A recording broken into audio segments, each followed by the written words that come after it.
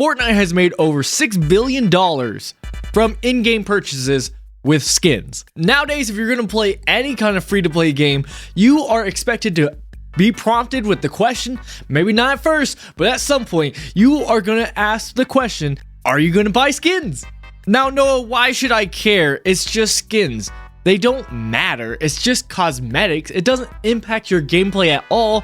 It's just something that the gaming industry can make some money off of so that you, the consumer, can just play a free game, right?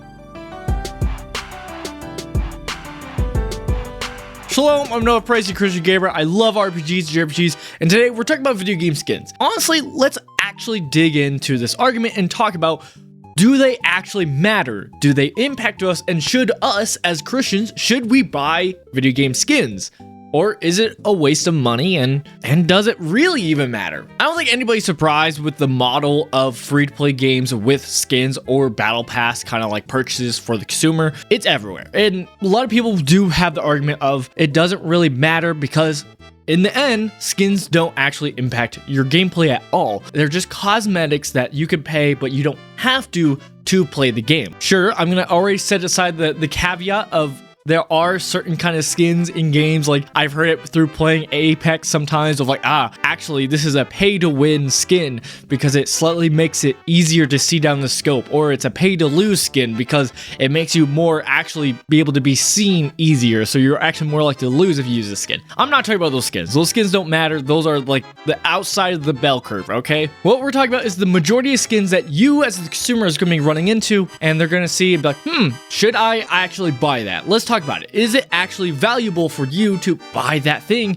And even if it is, should you? Well, right off the bat, the point of this video is just to say it for you guys. Skins do matter. I think they actually have a big impact besides just the money part of the financial side to games that want to be free to play. Even outside of that, they do matter. They have worth and they provide worth to you, the consumer who buys them. The argument of it's just cosmetics says that, hey, it doesn't affect you mechanically, which is true, but where it does affect you is psychologically. Honestly, the biggest one, and this is the one I like the most, is it really does help with self-expression. Right now, recently, I've been playing a lot of Marvel Snap, and it's funny because the progression of that game is literally through adding your collection, making it grow bigger, and basically adding different skins to your collection. That's like a big way to actually level up in that game. It's kind of funny to have it there. And again, as a Magic the Gathering fan, I don't play Magic the Gathering normally, I just play Commander, and for Commander players, it's very common to be looked at as, hey, personalize your deck and very have self-expression. Like, I have literally 2 versions of Pacifism. It's a pet card that I love. It's not great, but you can see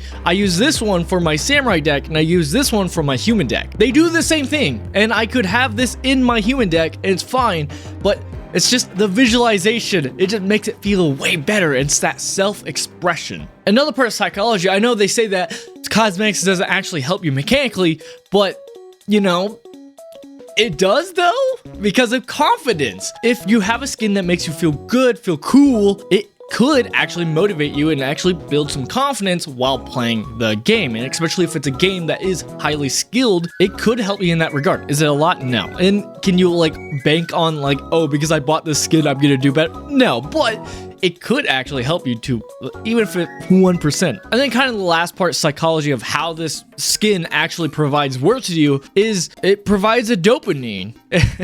You buy the thing, and when you buy something, it feels good. That's just reality. Now, that does creep into, you know, why skins are kind of bad, why they are looked at as you probably shouldn't buy them.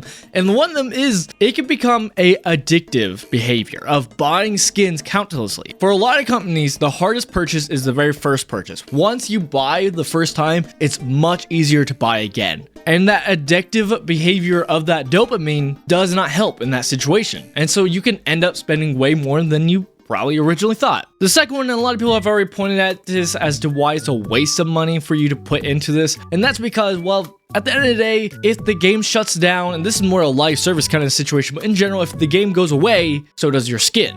That money you put into it is gone. The other part, and we already kind of mentioned this, and it's why the big emphasis of the argument of it's just cosmetics, doesn't even affect you mechanically, is, I mean, that's true. It really doesn't. You don't actually need to buy a skin to play the game, and so when you buy it, it's kind of like, you bought it, was it really worth it? And that's very valid. The companies are a bit scummy a lot of times. They tend to be on the side of, well, they use tactics to get you to spend more money with the addictive behaviors, making it FOMO, so it's like, oh, limited time, you got to get it now or you'll never see it again, making it super easy to spend the money on the game. And this one I know a lot of people have pet peeves with, I hate it too, is they'll also use like complicated currencies to kind of make it unclear how much money you're actually spending, again making it easier to spend, but also they make it where it's like, oh, you don't fully buy them out, so you have to buy more than you're really wanting to get a certain skin. So all these tactics to get you to spend more is very much not healthy. But should you buy skins? Ultimately, that's up to you and God. I can't tell you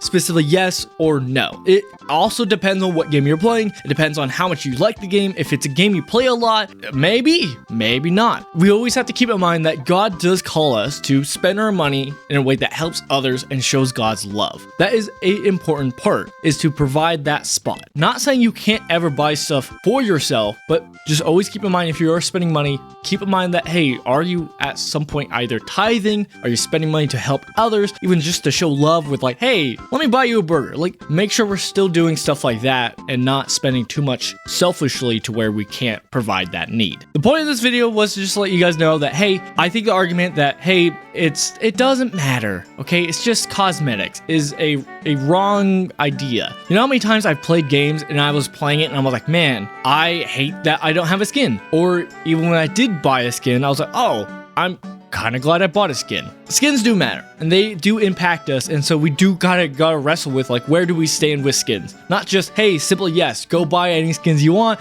it's okay. That's not necessarily the case, but you know, it's something we're gonna have to wrestle with. Jesus loves you. I love you guys. Shalom. Have a good day. See you guys next video. Bye. I am a little concerned, however. Okay, so he's gonna do his whole spiel again. I don't like your reports. Yeah. The mutant population Doesn't like the is far mutants. greater than could be expected by natural growth or mutation. Supposed to be a lab somewhere. What do you want me to do? Someone is creating hostile mutants at this rate. The vault's safety is its. Okay. And then we talk to him again, I'm pretty sure. Has the mutant laboratory been discovered yet? Even better, tell me it's been destroyed. No!